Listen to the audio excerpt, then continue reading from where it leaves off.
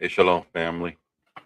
Want to give Kahalal Yahweh, Bashem Yahushai, Bahashem Rakakwadash, all praise to the Most High.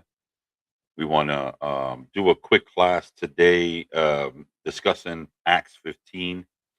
Acts 15 is it's pretty controversial when we're looking at it, but we want to clarify the doctrine today because what a lot of Christians, and when I say Christians, I mean those who believe that salvation only comes will also come to the Gentiles and not Israel only.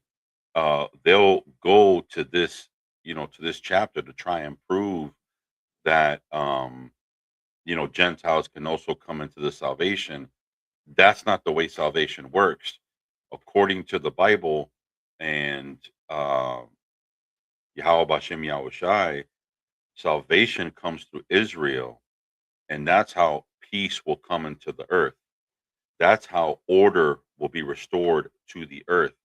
As you see destruction today, confusion, everything unclean in this world today is due to Israel not being in rulership. There is a God of this world that is being served, and it's not the God of the Bible. And until the people of, or I should say, the elect men of Israel are woken up and being unplugged out of the matrix, we're not going to see that today. So, um, as a matter of fact, real quick, let's go to the scripture just so you can see what I'm talking about. And this is prophecy. And according to the Bible, the spirit of Christ is the spirit of prophecy. So a lot of what we're, what you go into these prophecies, and they will determine the true um, breakdown of the Bible. Let me share my screen right quick. All right, here we go. So this is the book of Second Ezra, chapter 6 and verse 9. For Esau is the end of the world, and Jacob is the beginning that followeth. So rulership is to come when Jacob is in rulership, and that is the earth and the world to come. When we say world, it is a dominion, it is specific. It doesn't necessarily mean something that just pertains to one group of people or all group of people. This is the world of Jacob, the world of Yasha Allah would be next because today we see Esau ruling. Okay, so let's get into it, family. This is we're gonna go to Acts. Let's go to the book of Acts, chapter 15.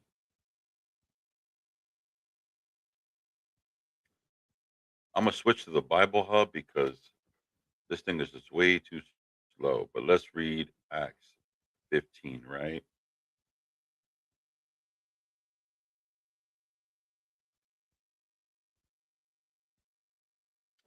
All right, this is the book of Acts, chapter 15, and verse 1. And it reads, A certain men which came down from Judea taught the brethren and said, Except ye be circumcised after the manner of Moses, ye cannot be saved. So um this is a this is where you want to begin. This is where you want to focus on, right? A lot of people like to misuse the circumcision and not really focus on the manner of Moses. Okay? So what you want to do, you want to focus on what we're looking at here, and that's the manner of Moses. And they say ye cannot be saved. Okay. And this type of, you know, breakdown is extremely easy when we start focusing on this. But check this out. Look at this. Let's go to the Amos. Let's go to the book of Amos,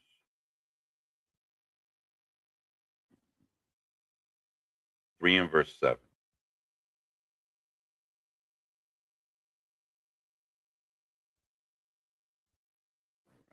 1 second, y'all. Yeah, I'm gonna use Bible Hub because it's just it ain't working out with this one here. All right. So this is the book of Amos, chapter 3 and verse 11. Or sorry, excuse me, Salakia, verse 7. Surely the Lord would do nothing but reveal his secret unto his servants, the prophets. So, the Christian pastor is not going to have this breakdown. Okay. He's not going to understand about Acts 15. So if he's telling you that it's about Gentiles, that's not what it's for. And if he's not breaking down what Gentiles is, he doesn't understand that. We're going to deep dive into what Acts 15 is actually saying so we could truly understand. Okay. Let's go back to Acts 15. But before we do, remember, all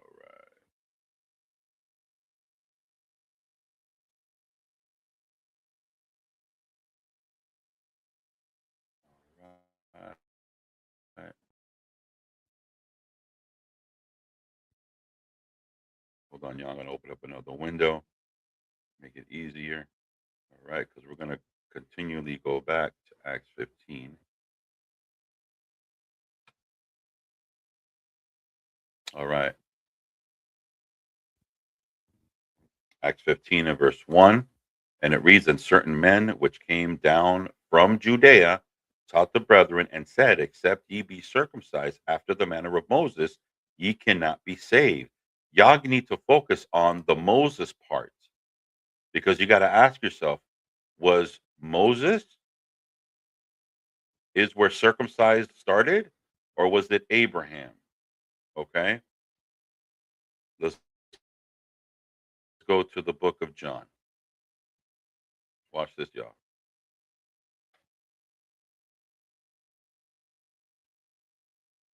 Let's go to John 7 and 22. This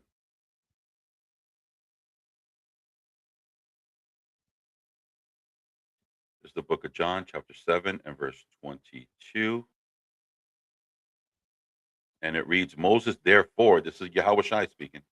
Moses, therefore, gave you unto you circumcision, not because it is of Moses, but of the fathers.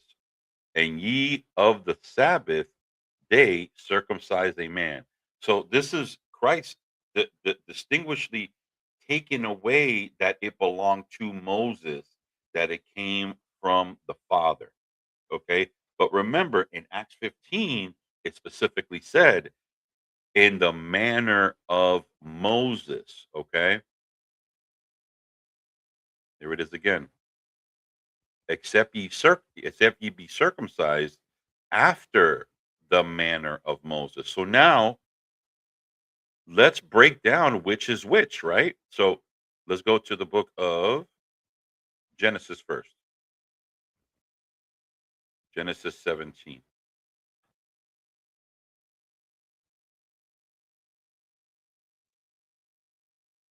Okay. We're going to read 17. All right. Good morning, Blue. So this is the book of Genesis, chapter 17 and verse 9. And it reads, and God said unto Abraham, thou shalt keep my covenant, therefore thou and thy seed after thee, after their generations. This is my covenant which thou shalt keep, me and you and thy seed after thee. Every man child among you shall be circumcised, and ye shall circumcise the flesh of your foreskin, and ye shall be a token of the covenant that betwixt me and you. Okay, between me and you, this will be our covenant. Okay, verse 12.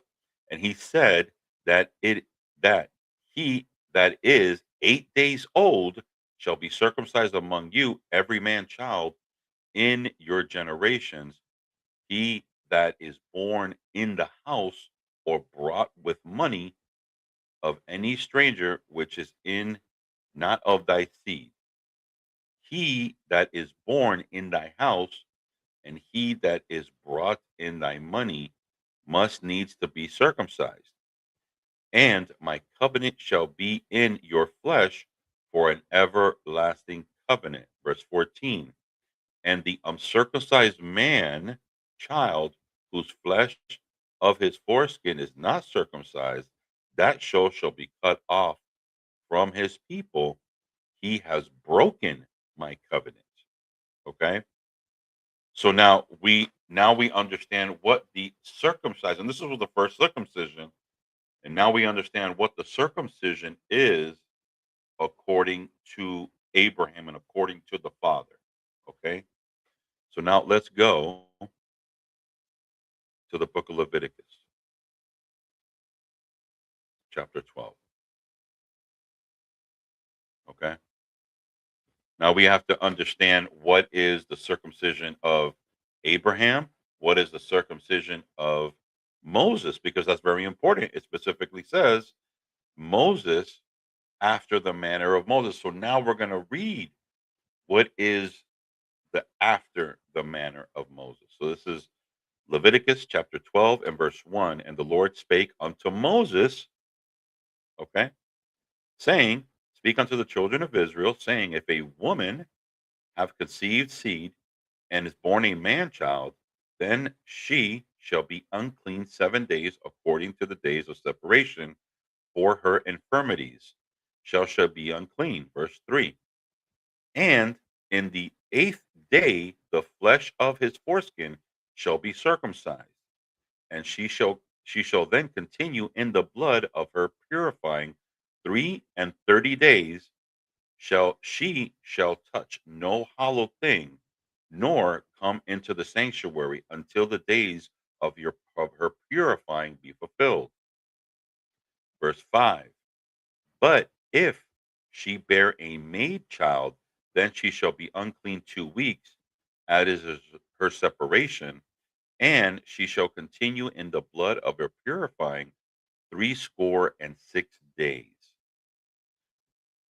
So here is where it gets interesting. Verse 6. Okay. And when the days of your purifying be, be fulfilled for a son or for a daughter, she shall bring a lamb. Look at that. A lamb of the first year for a burnt offering, and a young pigeon or a turtle dove for a sin offering. Okay. Unto the door of the tabernacle of the congregation unto the priest. Verse 7. Who shall offer it before the Lord and make an atonement for her, and she shall be cleansed from her issue and her blood. This is the law of her that have borne a male or female. And it shall not be able to bring a lamb. So, and if she's not able to bring a lamb, then she shall bring 2 turtle doves or 2 young pigeons, and one of the burnt offerings, and the other for a sin offering. And the priest shall make an atonement for her, and she shall be what? Unclean. So now we have a conundrum here, because we see a difference in the circumcision of Abraham and the circumcision of Moses. There is a sacrifice of the law that needs to happen, okay, in the circumcision of Moses. We see two things here in the circumcision of Moses. We see a burnt offering and we see a sin offering. And it has to be done, and she has to be cleansed, and it has to be sent to the priest. This has to be done. Remember, when we're reading in Acts, the 15th chapter, okay, in during this time, the temple is still there. Okay. People are still sacrificing. Whether you want to say there's Edomites or whatever, the temple is still there. Mm, okay. So having that temple there, these are the things that need to be done. So what do you think the Pharisees, the Sadducees are gonna say? You need to go to the temple to be saved. Okay. What but watch this. Look at this. Watch this. Let's go to Matthew. Matthew 12 and verse 6. Yahweh kept telling y'all, man. He kept saying this. They just did not listen. This is the book of Matthew, chapter 12 and verse 6. And it reads, "But I say unto you that in this place is one greater than the temple." Okay. Verse 7. "But if ye had known what this meaneth, I will have mercy and not sacrifice. Ye will not have condemned the guiltless." So understand that that sacrifice and what they did in, in Moses was a requirement. However, here comes Christ, and he's telling you right there in their face, there's one that is greater than the temple, and that he is the sacrifice. Okay. But that doesn't mean that they didn't necessarily follow the laws of the Most High, because he was sacrificed, and they also sacrificed when they performed it just like they did in the law of Moses. Let's go to the book of Luke. Book of Luke, chapter 2. Watch this. Because again, he performed it perfectly. So this is Luke. We're going to start at verse 21. Look, Luke 2 and 21. And it reads, "And when 8 days were accomplished for the circumcising of the child, his name was called Yahushai, which was so named the angel before he was conceived in the womb." You see that? And when those days were of her purification, according to the law of Moses, were accomplished, they brought him to Jerusalem to present him to the Lord. So understand that he did follow, he was circumcised, and his parents, Joseph and Mary, also accomplished what was needed. Let's continue reading. Watch this. "As it is written in the law of the Lord, every male shall open up his womb and shall be called holy to the Lord. And to offer a sacrifice according to that which was said in the law, and pair of turtle doves and two pigeons." Okay. So everything that they had to do was already accomplished there. Okay. All right. Let's go to John. John 2 and 29. Watch this. My bad. 2 and 19.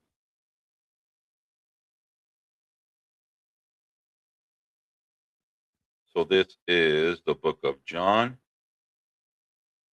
chapter 2 and verse 19. And it reads, "Yahushua answered and said unto them, Destroy this temple, and in 3 days I will raise it up." Then said the Jews, 40 and 60 years was this temple in building, and wilt thou rear it up in 3 days? But he spake of the temple of his body. Okay. Meaning what? That sacrifice, he's going to be that sacrifice that is needed. See, the apostles understood this. The Pharisees, Sadducees, and the priests that they were contending with in Acts 15 did not. Okay. They didn't understand this. So now when they're presenting that Yahweh Shai Mashiach is the sacrifice of Yasha Allah, You know, they're saying, well, no, no, no. Any man who needs to be saved, which is the sin offering, the sacrifice, that needs to go to the temple. You need to be circumcised, and you need to be circumcised in the manner of Moses. Okay.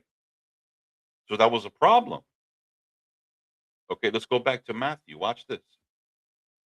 Go back to Matthew. This is easy work, man. This is easy work. All praises to the Most High, right? Um, Matthew 12, and let's go to verse 41. Okay. Matthew 12 and verse 41, and it reads, the men of Nineveh shall rise in judgment with this generation. Okay. And shall condemn it because they repented at the preaching of Jonas.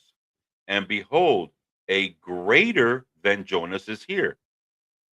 The queen of the south shall raise up in the judgment with this generation, and shall condemn it, for she came from the utmost parts of the earth to hear the wisdom of Solomon, and behold, a greater than Solomon is here. So he's telling you right here, there's one greater than the temple, and there's one greater than the king. But the repentance always needs to come through him. He is the reason why we can come to the Father. You cannot come to the Father but on through him. He's the door, right? So that sacrifice needs to come through him. Okay? Let's go to Colossians. All right, I'm skimming through some of these so y'all can get the gist of it. Colossians 2 and verse 9. Okay? Look at this.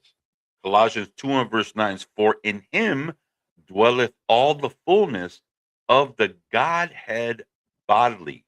So now understand, nothing can be done. You can't come through the Father unless through him. All authority was given unto him. Let's continue reading.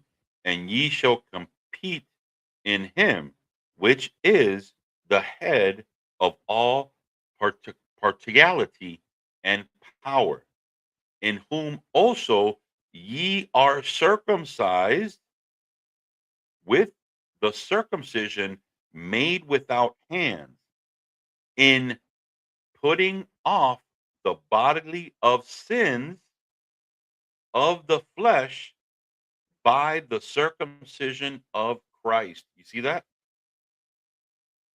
That's why those turtle doves are not needed. That's why the lamb is not needed. That's why the um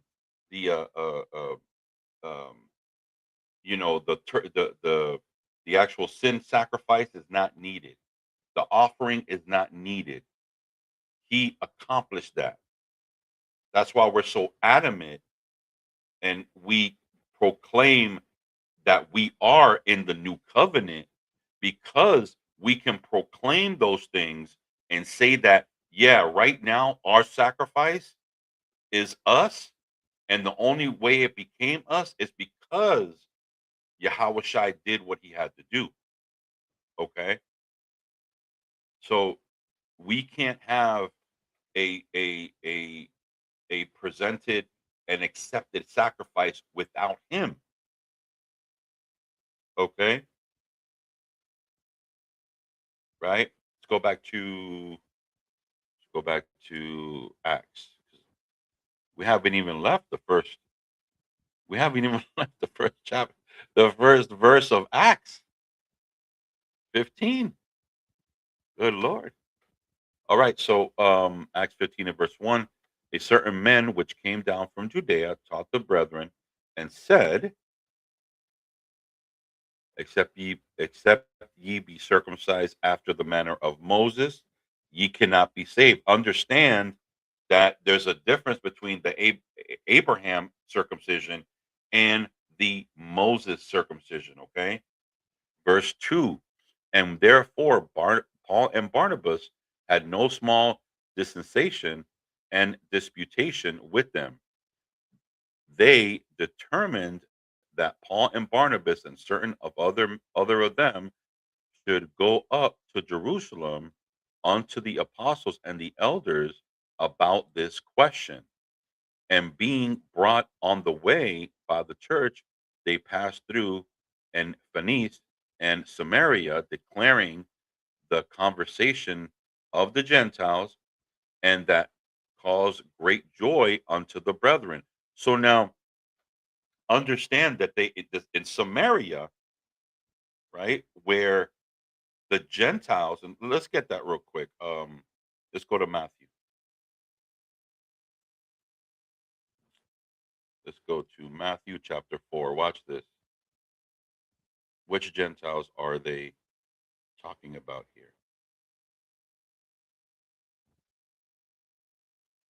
So this is the book of Matthew chapter 4 and verse 15. Remember, this is Samaria, the land of Zebulun and the land of Nephthalim, by the way of the sea beyond Jordan, Galilee of the Gentiles. These are northern kingdom, okay, provinces or cities, and they're calling them Gentiles. So when it said Samaria in Acts 15, you got to understand that's northern kingdom territory. Okay? Watch this. Go to Hosea.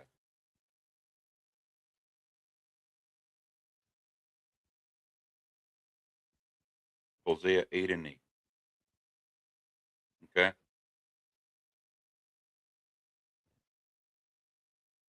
This is the book of Hosea, chapter 8 and verse 8. And it reads, Israel is swallowed up. Now shall they be among the Gentiles as a vessel wherein is no pleasure. You see that? So we understand that Israel, and this specifically talking about the northern kingdom, how you know? Look at the very next verse. For they are gone up to Assyria, and a wild ass alone by himself, Ephraim, hath hired lovers. You know, talking about our mixing and mingling, our culture and our seed in Assyria. Understand, we were in Assyria for almost 400 years. Watch this. Because Ephraim hath made many altars to sin, altars shall be unto him to sin. We perverted the law of God. Okay, understand that. So when it's talking about us the Gentiles, who you think they're talking about in Acts 15? Watch this. Let's go to Micah.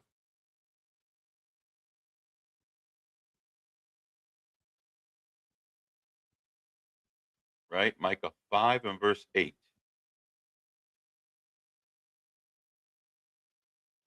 And it reads, and the remnant of Jacob shall be among the Gentiles in the midst of many people, as a lion among the beasts of the forest, as a young lion among the flocks of the sheep, who, if he go through, both treadeth down and treadeth in pieces, and none can deliver. So understand, I mean, this whole thing about us not being the Gentiles in Acts 15 is a lie. It ain't that deep, man. This ain't that deep, man. You know. So I'm gonna do another one here. Let's go down. Where am I? Am I still in Acts 15? No, I'm on Micah. All right, we're gonna. I'm on Micah. I wasn't. I should share this tab instead. Okay, so watch this. Look at this. This is so this is the conclusion. Okay, this is the conclusion of what they came up with in a discussion. But watch this. Before the conclusion, the start of verse 14, and Simeon declared how God at the first visited the Gentiles to take out them a people for his name. So now you cannot say that these are natural Gentiles, because in the beginning it was where they were going. It literally told you Samaria in the ways of the Gentiles. So according to prophecy, we would be picked up by among the Gentiles. Israel shall be, and that's in prophecy. You can't get around that, right? And then here, verse 15 says, and to this agree the words of the prophets as it is written. And then here's a more, okay, actual, even more, uh, um, uh, or solidifies this even more. After this, I will return and I will build again the tabernacle of David. Hold on. Wasn't wasn't that supposed to be the tabernacle of David? Isn't that a Israelite king, right? Which was fallen down, and I will build it up again, the ruins thereof. Let's go to Second Samuel.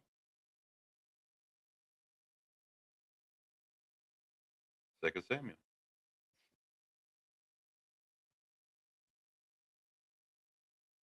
5 and verse 1.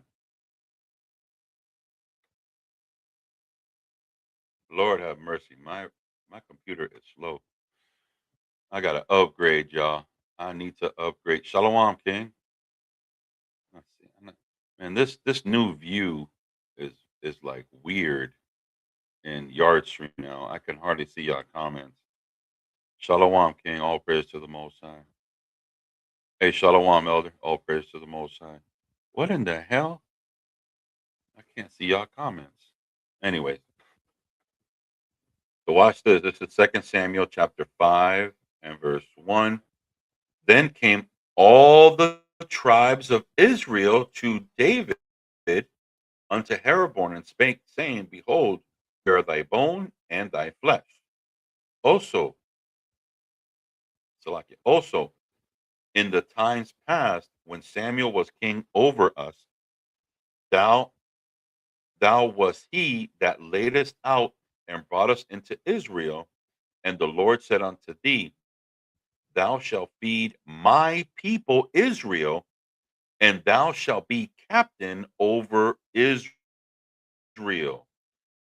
Verse 3. So all the elders of Israel came to the king of Jeroboam and to the king David and made a league with them in Jeroboam before the Lord, and they anointed King uh, David king over Israel. Come on, man. Come on, man. Watch this, Jeremiah. Jeremiah verse 30. We can do this all day.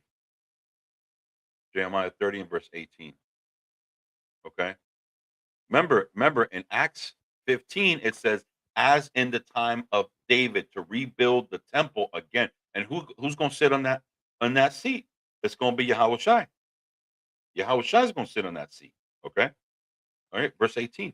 Thus saith the Lord, behold, I will bring again the captivity of Jacob's tent and have mercy on his dwelling places, and the city shall be builded up her own heap, and the palace shall remain after the manner thereof. You see that?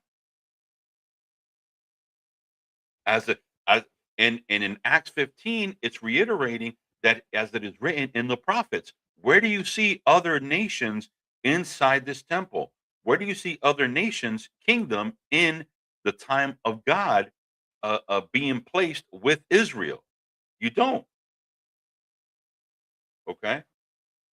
So, man, I'm gonna end it on that. All right. Want to say Kahala Yahweh, Ba'Shem Mashiach Yahushai. All right. So, we know Cap, Nations of Kings and Priests, want to do a quick lesson on this, man. I mean, again, it ain't that deep, man. It is not that deep. According to Acts 15, it's only speaking about Gentile Israelites, man. So they can come back into the fold, okay, of where they belong. All right. Shalom, Israel.